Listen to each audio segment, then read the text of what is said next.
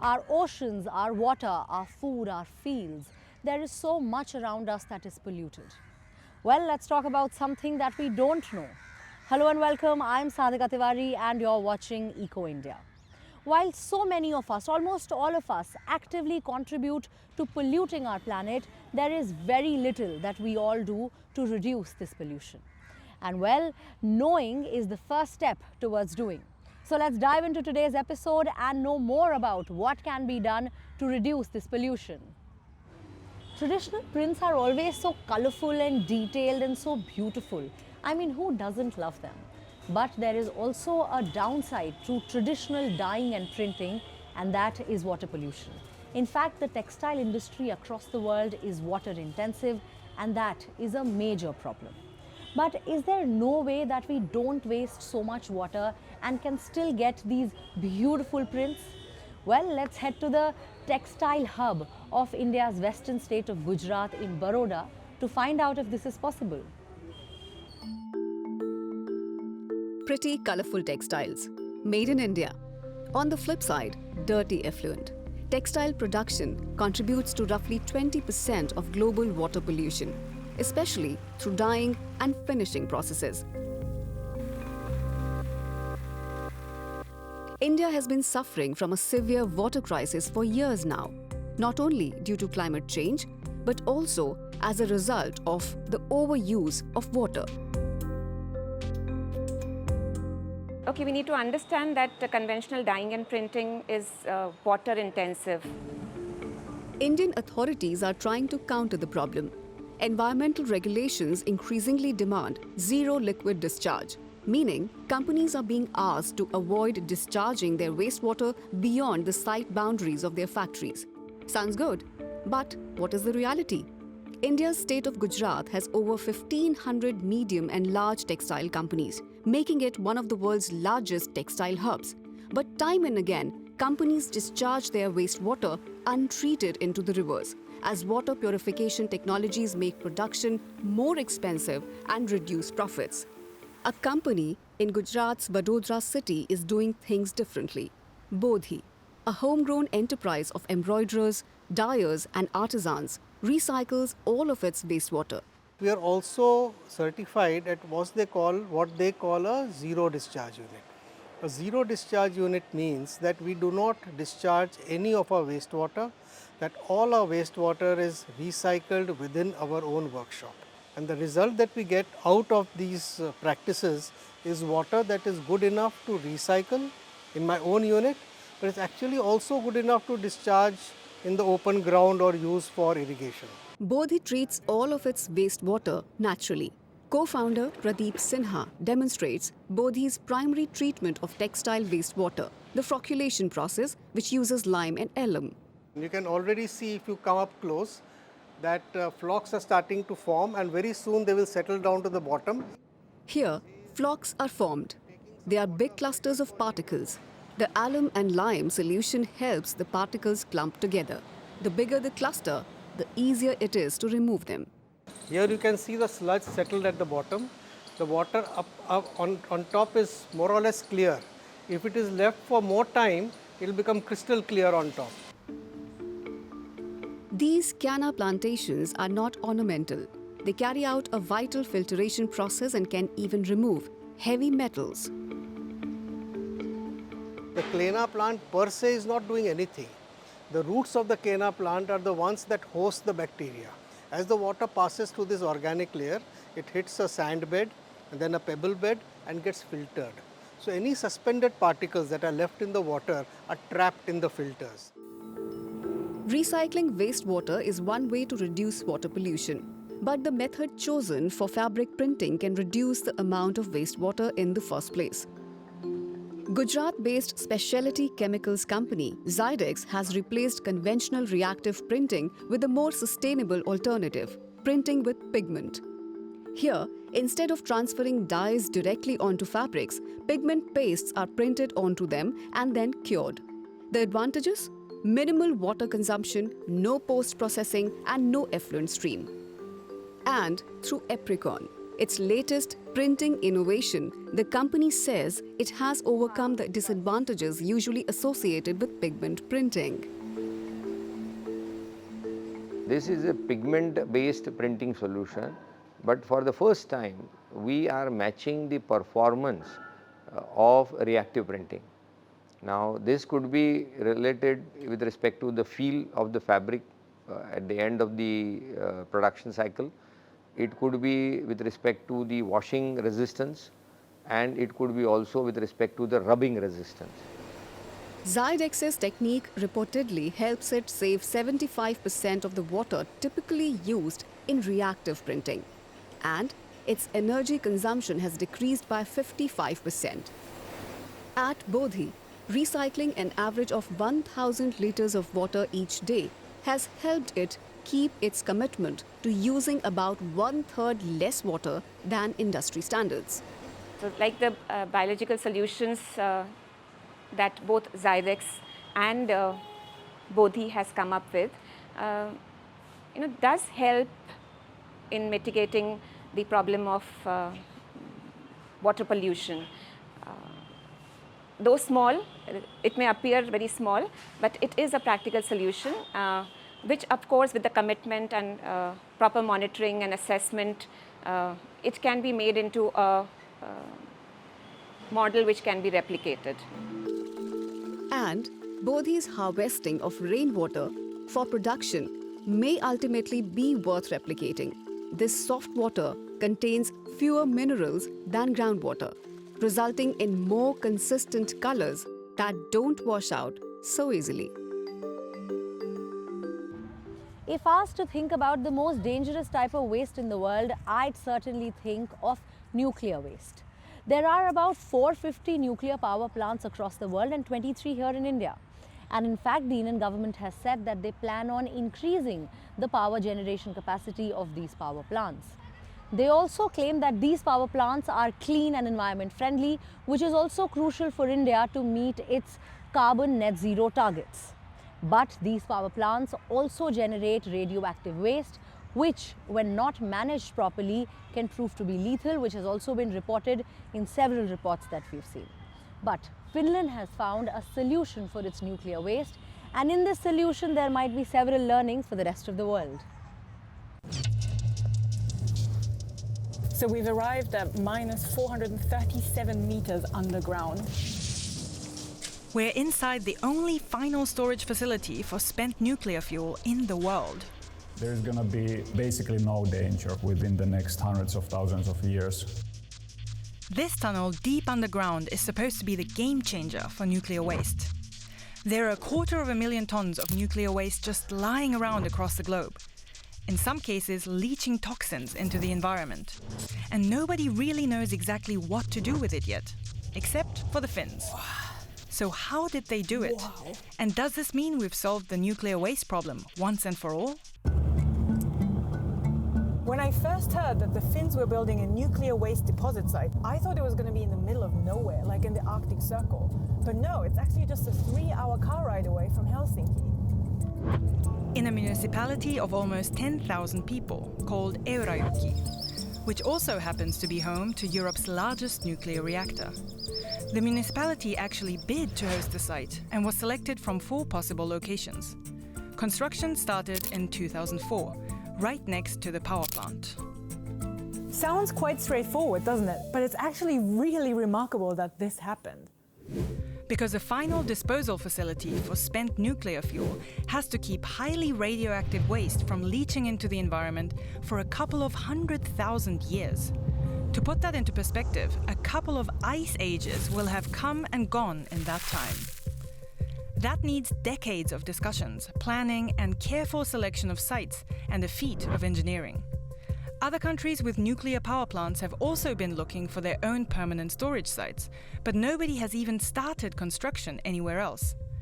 Whether you're pro or anti-nuclear energy, this problem needs a solution fast, because the waste is piling up in sometimes inadequate interim storage sites worldwide. But not in Finland.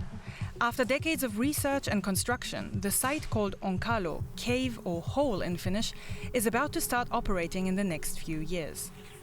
The project is financed by the Finnish nuclear power companies, which are partly owned by the Finnish state.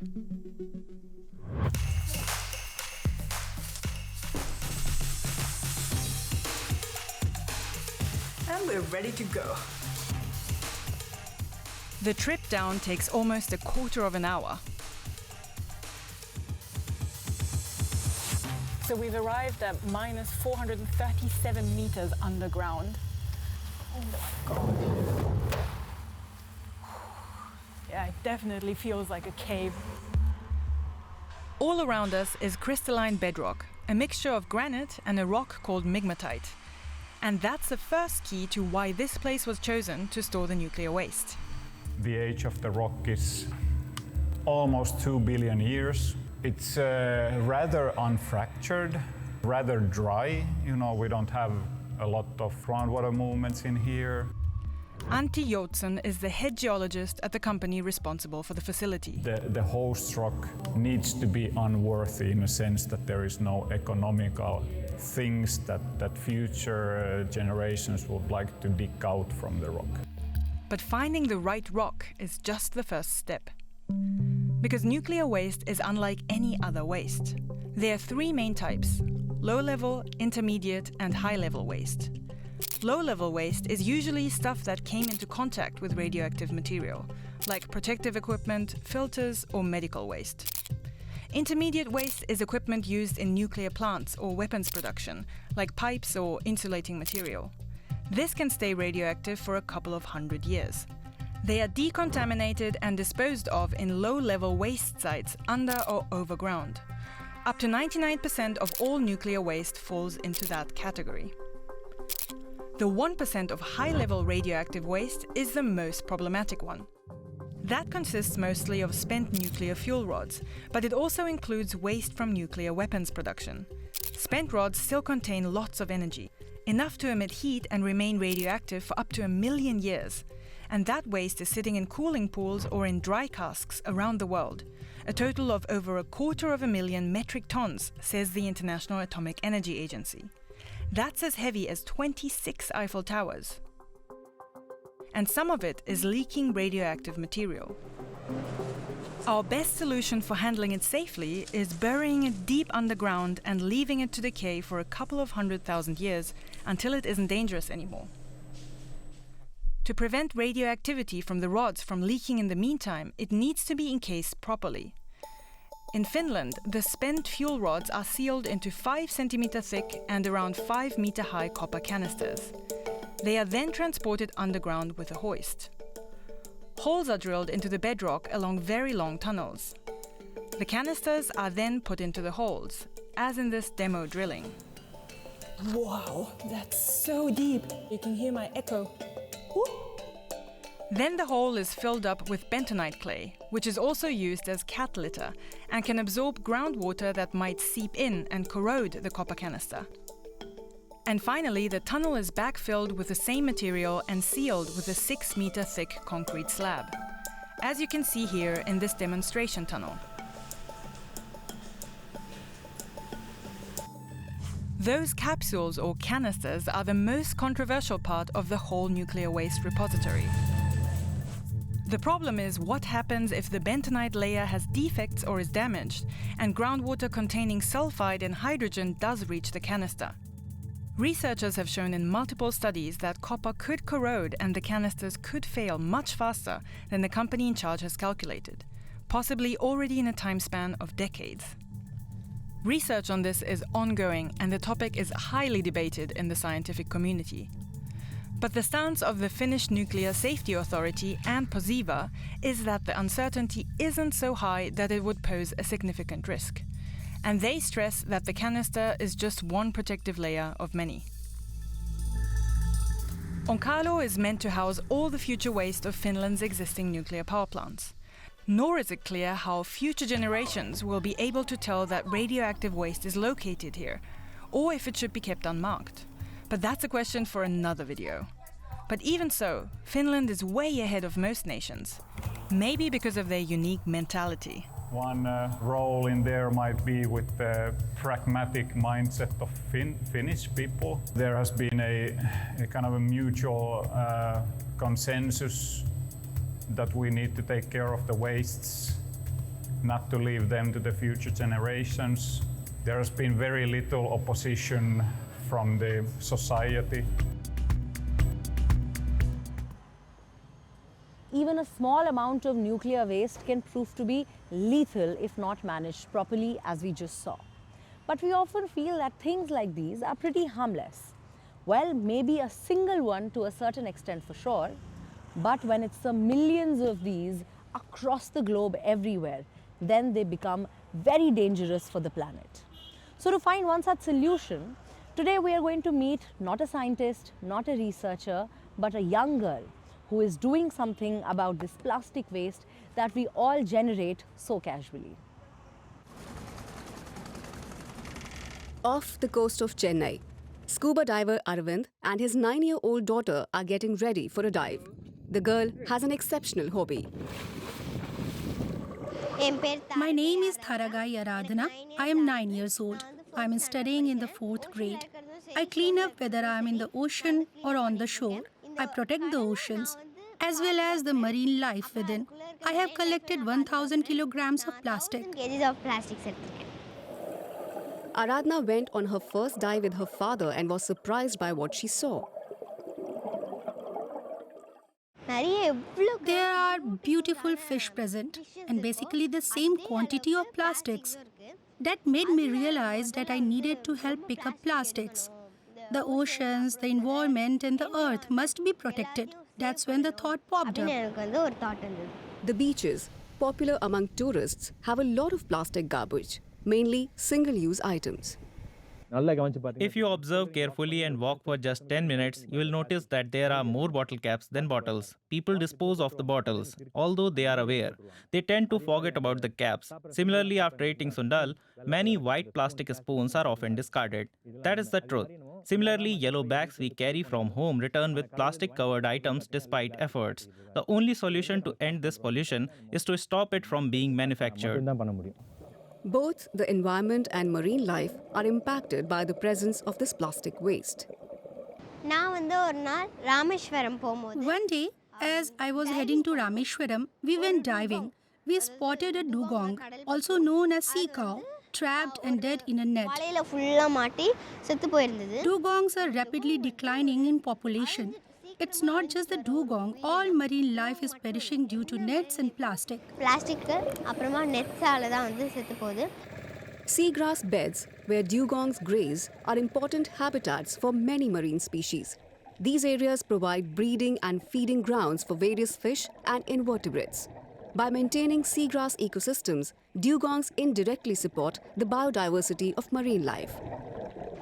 My dad has been diving for 18 years. He has gathered 30,000 kilograms of plastic, maybe even more. I have been diving only for 3 years, so watching our initiatives, many organizations have invited my father and I to help clean. Along with my father and I, my father's friends, all of us come together and clean the plastic for them.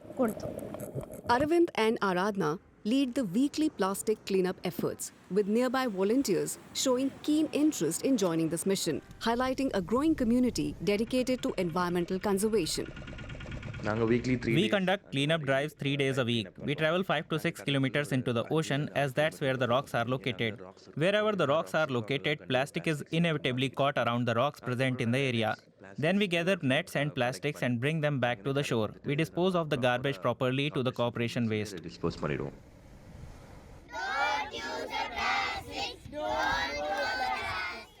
Aravind has created awareness about plastic pollution that has brought about positive change and enthusiasm among the public.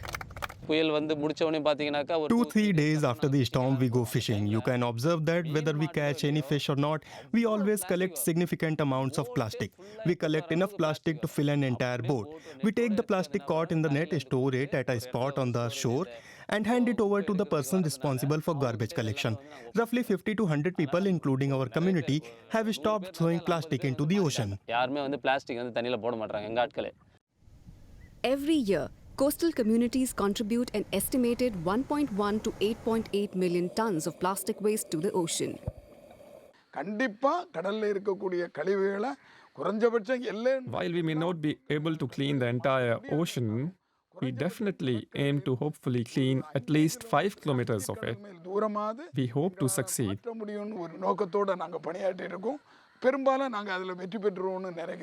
The youngest members of the coastal communities are spearheading plans for recycling the collected plastic. Our biggest hope and belief are the children. These children go home and question their parents, "Mom, if the water gets polluted, won't the fish get sick? So when we eat that fish, won't we get infected?" As they explained, we have witnessed firsthand that the fishes become ill and get entangled in the plastic waste. They even notice that the oceans have become dirty. They inform their parents. When children are aware of this, it's our greatest victory. Successful plastic eradication hinges on collaboration between coastal conservation groups, scuba divers, and the general public. It can't be done just by one person. There are many people like me worldwide, including scuba divers, marine biologists, and numerous NGOs and the public. We must come together to avoid using plastics, or else we will continue cleaning up until we are plastic free. In their vision, a plastic-free world starts with awareness about how damaging plastic really is. A lot of us city dwellers who live in high-rise buildings often complain that there is very little that we can do about the garbage that we generate within our homes. In fact, just the city of Delhi produces over 11,000 tons of solid waste every day. And of course, recycling, management and segregation is a major problem. Even if organic waste is kept aside within the homes, poor segregation at the block level sort of ensures that all of this waste ends up in the landfills. But there is an ideal apartment in the southern city of Chennai, which is showing us a completely different picture. When it comes to dealing with waste during cooking, this woman does something that not many of Chennai's 6.5 million residents do. She separates the organic waste and throws it into a green bin. The other 30+ families in her apartment complex do the same. But they are something of an exception here in the capital of the Indian state of Tamil Nadu. There are a lot of landfills and the waste does not degrade easily. So it poses a threat for the next generation. Personally, I do whatever I can. When chopping fruit and vegetables, I throw the waste into the bucket for compostable trash. I've also given clear instructions to my domestic worker, and even my young son knows about it now. We should take these small measures to keep this earth and environment clean and healthy. For years, Chennai residents have actually been obliged to separate their organic waste, but hardly anyone complies. It's supposed to be composted by the city in special facilities. Instead, it ends up in landfill with other trash. Greenhouse gases like methane are released as the organic waste rots. So the residents of this apartment complex decided not just to separate their organic waste, but to compost it themselves too. It takes 45 days to turn it into natural fertilizer. 6 tons of compostable waste have been saved from landfill since 2019.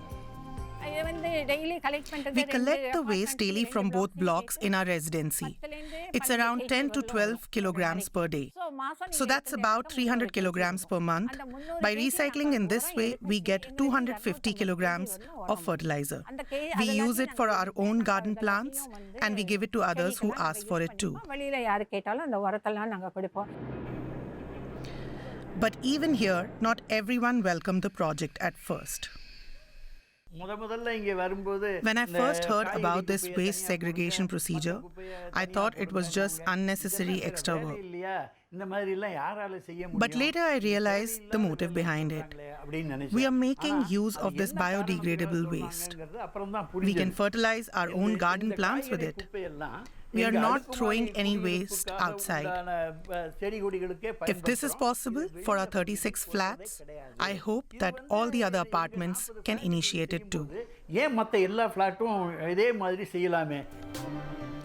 Residents of this role model apartment complex are now advertising their project, urging their neighbors to follow suit. There's no profit for us in this. Our main motive for doing it is to help the government keep the environment clean and to avoid dumping waste in landfills.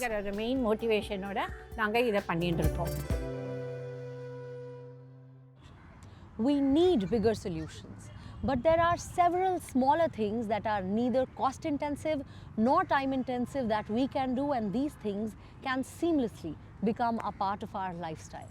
Are there any such practices that you follow to reduce pollution? Do let me know. You can email us or reach out to me directly on my social media handles. I will see you next week. Until then, take care. Goodbye. Namaskar.